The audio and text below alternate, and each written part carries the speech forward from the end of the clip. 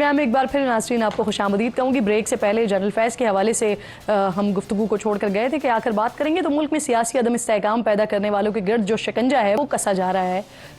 साबिक DG/ISI general retired फैज़ हमीद को फौजी तहवील में लिए जाने के बाद गिरफ्तारियों की लाइन लग चुकी है। ISPR के मुताबिक अब तक जनरल फैज़ हमीद समेत 4 साबिक फौजी अफसरान को गिरफ्तार किया जा चुका है। गिरफ्तार होने वालों में एक retired lieutenant general, 2 retired brigadiers और 1 रिटायर्ड कर्नल शामिल हैं। पाक फौज की जानिब से फैज़ हमीद के खिलाफ फील्ड जनरल कोर्ट मार्शल की कार्रवाई भी शुरू कर दी गई है। ये गिरफ्तारियां सिर्फ साबिक फौजी अफसरान तक ही महदूद नहीं है, बल्कि साबिक और हाजिर पुलिस अफसरान भी कानून के शिकंजे में आ चुके हैं। आज हसास इदारों की जानिब से साबिक IG जेल खाना जात शाहिद सलीम बेग को भी गिरफ्तार किया गया है और उन्होंने कुछ देर पहले इसकी तरदीद की है एक वीडियो बयान के जरिए।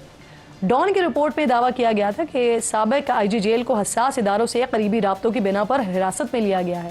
2022 में रिटायर्ड होने वाले शाहिद सलीम बेग 5 साल तक IG जेल खाना जात पंजाब रह चुके हैं। इस अहम गिरफ्तारी से पहले अडियाला जेल के साबिक सुपरिटेंडेंट जफर और जेल असिस्टेंट नाजिम को भी हिरासत में लिया जा चुका है, जबकि अडियाला जेल के हटाए गए डिप्टी सुपरिटेंडेंट मोहम्मद अकरम से हासिल मालूमात पर 6 मुलाजमीन से पूछगछ भी जारी है। पाकिस्तानी सियासत में जनरल फैज़ हमीद का नाम पहली बार 2017 में फैज़ाबाद धरने के वक्त सामने आया था, जिसके बाद नून लीग की क़यादत मुसलसल तनकीद कर रही थी, उन पर इल्ज़ामात लगा रही थी उन पर। मरीम नवाज़ ने तो उनके खिलाफ इस्लामाबाद हाई कोर्ट का दरवाज़ा तक खटखटाया था, जबकि तकरीबन 1.5 उनके कोर्ट मार्शल का मुतालबा भी मरीम साहिबा की जानिब से किया गया था। जनरल फैज़ के जो इदारा है वो उसकी बदनामी का बायस बने हैं, उनको सॉर्ट आउट करने की जिम्मेदारी भी इदारे की है और ये उनको करना चाहिए। जनरल फैज़ धमकाता था, डराता था जजेस को, उनकी वीडियोस दिखाता था और अपनी मनपसंद फैसले लेता था। जनरल फैज़ ये सब कुछ आपके हाथों से हुआ है, जवाब भी आपको देना होगा। जज बोल रहा है वो शौकत अजीज सिद्दीकी के मेरे पास जनरल फैज़ आया। जनरल फैज़ हमीद चकवाल से बैठकर आज भी सारे ताने बाने पीछे से बैठ के जोड़ रहा है। जो ISPR की प्रेस रिलीज को अगर देखते हैं तो इसमें कहा गया है कि जनरल फैज़ को टॉप सिटी केस और रिटायरमेंट के बाद आर्मी एक्ट की खिलाफ वर्जी पर फौजी तहवील में लिया गया है, लेकिन वजीर दिफा ख्वाजा आसिफ के मुताबिक फैज़ हमीद 9 मई की साजिश में मुलव्वस थे। जिन तंसीबात को उस दिन निशाना बनाया गया उन सब का तयन फैज़ हमीद ने किया था। लोग आवाजें देते थे, GHQ सारे चलो जी, कोर कमांडर के घर चलो जी, मियाँ वाले चलो जी, फलानी जगह चलो जी। कैलकुलेटेड इंटेलिजेंट गैस है, ये सारे टारगेट वो उन्होंने दिए हुए थे। वजीर इत्तलात अता तारड़ के मुताबिक गिरफ्तारियों का सिलसिला यहीं नहीं रुकेगा, बल्कि ये मजीद आगे जाएगा।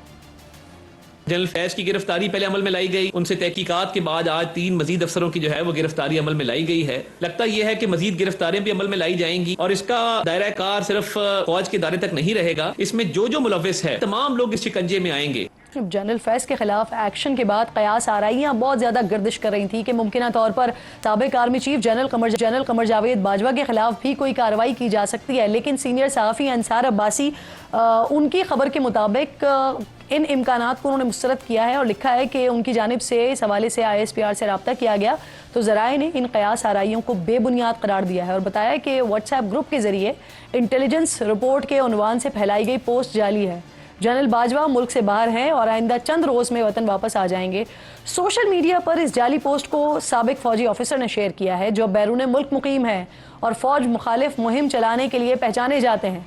इस रिटायर्ड फौजी ऑफिसर को फील्ड जनरल कोर्ट मार्शल के तहत बगावत पर उकसाने के जुर्म में 14 साल कैद की सज़ा भी सुनाई जा चुकी है। जैन आपसे सवाल छोड़कर गई थी, एक तो ये कि वो जो बात इमरान खान साहब ने की है कि सबका एहतसाब होना चाहिए, तो वो स्पेसिफिकली किसी के एहतसाब का मुतालबा कर रहे हैं, किसकी बात कर रहे हैं वो? देखिए, सबसे पहले तो जो आपने खान साहब के साथ जो पहली स्टेटमेंट मनसूख की ना, उसकी क्लैरिफिकेशन की ज़रूरत है। जब उन्होंने कहा कि जनरल फैज़ एक असासा है, तो उन्होंने अपना असासा नहीं, उन्होंने मुल्क का असासा कहा और इस तनाजुर में कहा कि जो वॉर ऑन टेरर है और जो law and order situation KPK में बनी हुई है वो उनके दौर में बहुत ज़्यादा कम हुई थी और आज जो है आप देख रहे हैं कि बदअमनी का जो हाल है मुल्क के अंदर वो आपके सामने है। तो उन्होंने कहा कि वो उनको हमने ज़ाया किया है, अगर उनको उनका काम करने दिया जाता और जैसे वो तालिबान से नेगोशिएट कर रहे थे तो क्या पता उसमें उसको ब्रेक थ्रू हो जाती।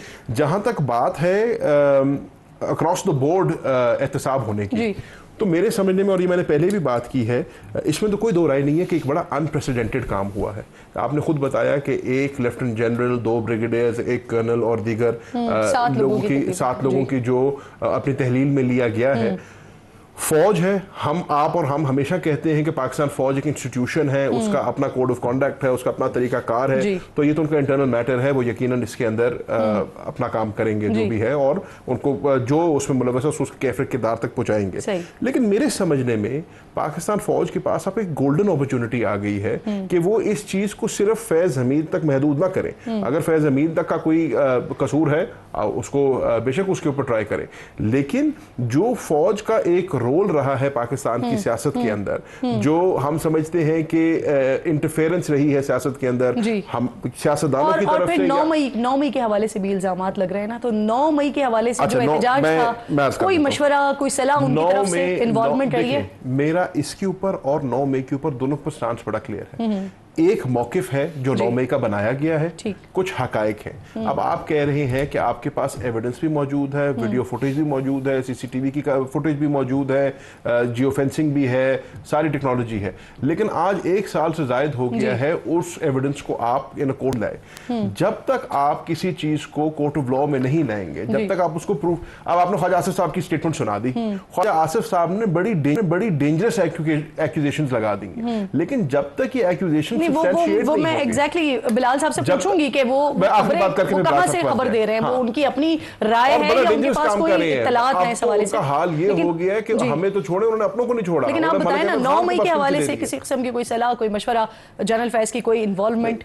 देखिए, मैं इस पर कोई तबसरा कर नहीं सकता क्योंकि मेरे इल्म में कुछ नहीं है। जब चीजें मंजर आम पे आएंगी, जब हकायक सबके सामने रखे जाएंगे, तो आप और मैं उस पर तब बात कर सकेंगे। लेकिन ऐसा भी सुना कि आपकी पार्टी के कुछ लोगों ने इसी वजह से इस्तीफा दिया था उसके बाद के शायद जनरल फैज की कोई राय थी, कोई सलाह था, कोई मशवरा था, इसके बाद फिर आपकी पार्टी में टूट फूट का आगाज हुआ था। ये भी क्या सराहियां हैं, मेरे इल्म में तो ऐसी कोई बात नहीं है। मैं वही आपसे कह रहा हूं कि जब तक आप फैक्ट्स आगे नहीं रखेंगे, चाहे वो 9 मई के हवाले से हो, चाहे वो इस जनरल फैज वाले इंसिडेंट के अंदर हो, तब तक आपका मेरा उसके ऊपर जो तबसरा है वो डेंजरस होगा, जैसे ख्वाजा आसिफ का डेंजरस बना। बिल्कुल ठीक। अच्छा वकार साहब, सर ये फरमाइएगा कि एक तो ये जो कोर्ट मार्शल की कार्रवाई का आगाज हुआ, इसके बाद फिर कहा यह जा रहा है कि उनसे जो तफ्तीश हुई उसके बाद उस रोशनी में मजीद गिरफ्तारियां अमल में आई हैं, तो फिर होगा क्या? एक तो क्या इन सब का केस जो है वो एक अदालत में चलेगा? दूसरा सर, अगर किसी लेफ्टिनेंट जनरल लेवल के ऑफिसर का कोर्ट मार्शल हो तो उसको किस सतह का ऑफिसर जो है वो चेयर करता है, और जो इल्जामात फैज हमीद साहब पर लगे हैं उन पर सजा कितनी हो सकती है? गालिबन फौज का आर्टिकल 60 जो है वो लागू होता है इस पर। जी, इसमें डेफिनेटली जो फील्ड जनरल कोर्ट मार्शल कोई नई चीज़ नहीं है, इससे पहले बड़े सीनियर ऑफिसर्स का हुआ है।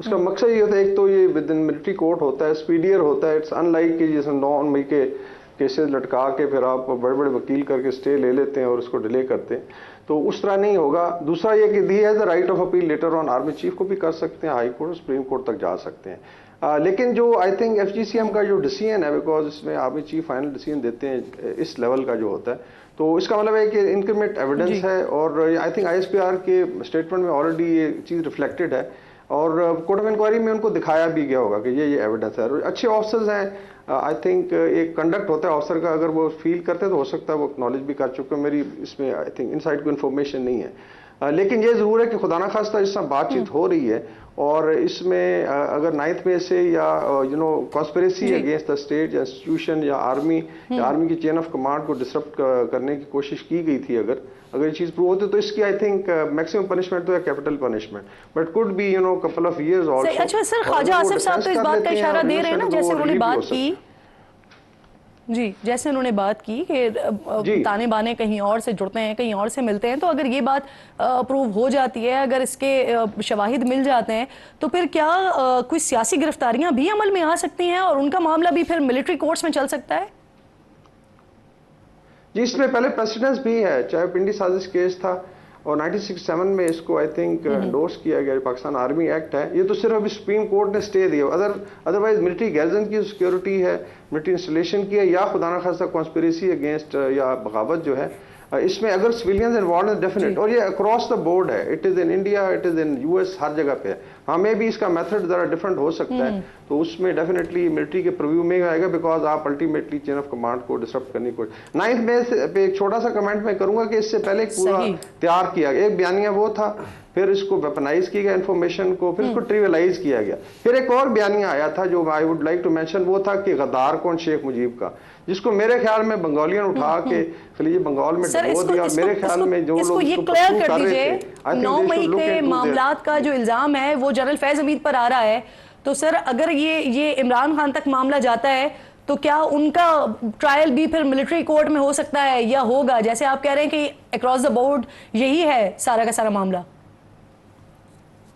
जी अगर कनेक्शन निकलता है तो डेफिनेटली होगा। बाकी चूंकि अभी इस पे सुप्रीम कोर्ट का एक स्टे है, उसमें मैं उस पर इस तरह कमेंट नहीं कर सकता, लेकिन जो रूल्स रेगुलेशन है उसमें कोई भी कनेक्शन हो, 2 बंदे भी अगर आई थिंक कंस्पायर करें तो म्यूटनी में आता है, फौज में ये असूल है, मोर देन 2 प्लस सही, और फिर वो मामला मिलिट्री कोर्ट में चला जाता है। बिल्कुल ठीक, जा सकते। ठीक सर, पॉइंट टेकन सर। अब बिलाल साहब, ये जो ख्वाजा आसिफ साहब बात कर रहे हैं, जिसका इशारा भी जैन साहब ने भी दिया और मैंने सुनवाया भी, वो 9 मई के हवाले से बात कर रहे हैं, फिर मजीद गिरफ्तारियों की भी बात कर रहे हैं, तो ये आप लोगों के पास इत्तलात आपको इदारे की तरफ से दी गई हैं या वो जो बात कर रहे हैं वो अपनी राय दे रहे हैं, क्या कर रहे हैं? देखिए, ख्वाजा आसिफ साहब मिनिस्टर डिफेंस है, तो आई एम श्योर वो जिम्मेदारी से बात कर रहे होंगे, and he obviously has more access to information than I do, तो यकीनन I am sure he must have his reasons and facts for saying what he said.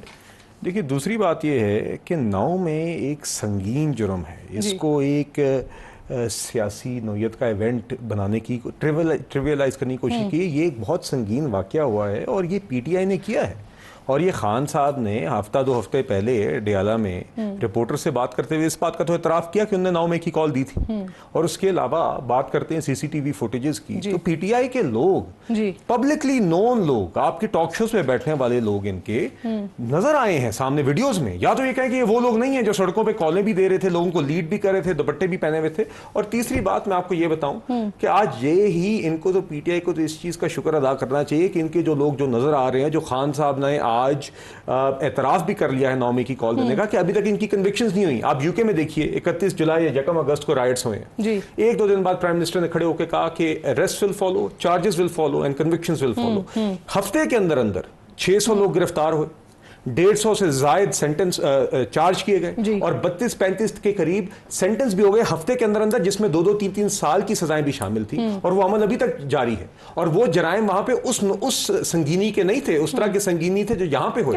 क्या वहां पे हुकूमत है आपकी सर, जुडिशियल रिफॉर्म्स क्यों नहीं ला सकते? मैं इस पे अर्ज करूं, मेरी गुजारिश है, देखिए बात यह है कि आपकी ये सवाल जुडिशरी से पूछने वाला है, और बिल्कुल है कि वहां पे क्यों नहीं उस स्पीड के साथ ट्रायल्स हो सकती, क्यों इस तरीके से जो चीजें ब्लैक एंड व्हाइट सामने नजर आ रही हैं, यहाँ पे एक बंदा नजर आ रहा है। रिफॉर्म्स लाए ना 2013 में, तो सादा अक्सरियत थी आपके पास, उस वक्त आप लोग ला सकते थे, लेकिन जुडिशियल रिमार्क्स नहीं लेकर आए आप लोग। बात यह है कि जहाँ पे फैसले होने थे ना जी, तो आपने देखा कि किस तरह 2018 में इलेक्शन से पहले नवाज शरीफ को कन्विक्ट करना था तो नवाज शरीफ को कर दिया, हनीफ अब्बासी को रात के 12 बजे भी जब फैसला सुनाना था तो कर दिया।